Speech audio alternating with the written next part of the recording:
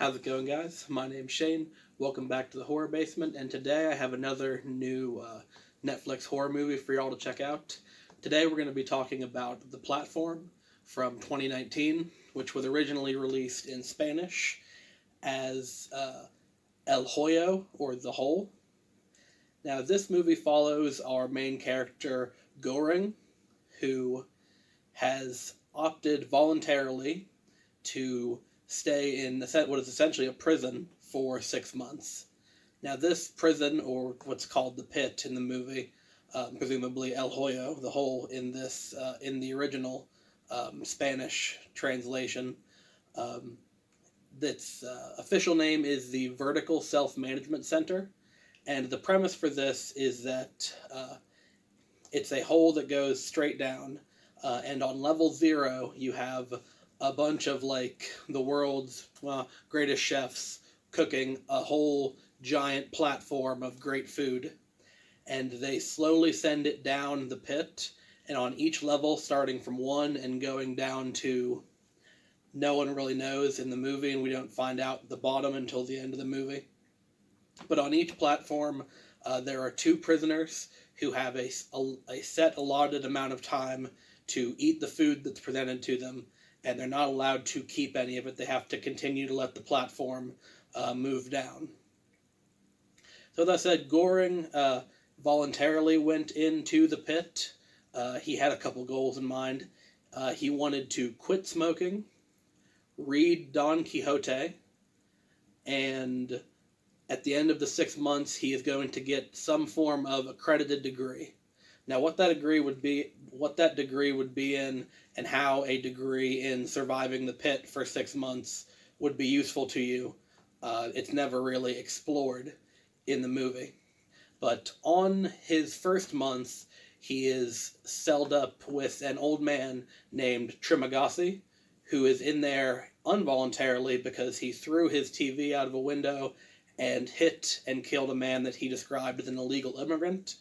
And Trimagasi explains to Goring that each month the floor that you're on is randomly assigned, and the lower you are in the pit, the less food you're going to have available, obviously, because the people on all the levels above you are eating as much as they want. And Trimagasi also explains that, you just got to kind of play with the cards you're dealt and try to survive each month. There's no sense in really trying to change the system or trying to talk to the people above or below you to, divvy out the food. And in fact, when Goring first kind of floats that idea by him, Trimagasi just calls him a communist. But the rest of the movie follows Goring as he tries to survive his 6-month stay. Now, obviously, this movie is very character-driven because there are only, unless they're traveling between floors, 2 people on screen at any given point, Goring and his cellmate. And the cellmate throughout the movie changes because, lo and behold, the cellmates around Goring continue to die in increasingly gory and unfortunate ways. And the movie really follows Goring's kind of transition from just trying to survive in the pit for his 6 months, as Trimagasi told him, to realizing that this is an unjust system and trying to rectify that from the inside. And it's really it's very character driven because all of the different cellmates and people that Goring meets have their different philosophies and opinions on how to survive in the pit, what the purpose of the pit is, and all that.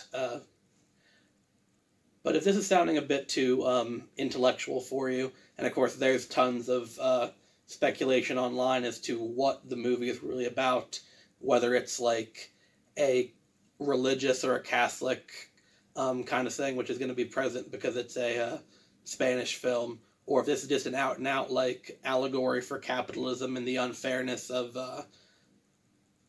modern Western society. But if this is sounding too heady for you, keep in mind that this is a very also a very intense at parts and very gory and violent movie. So if you're into that, you may also enjoy this.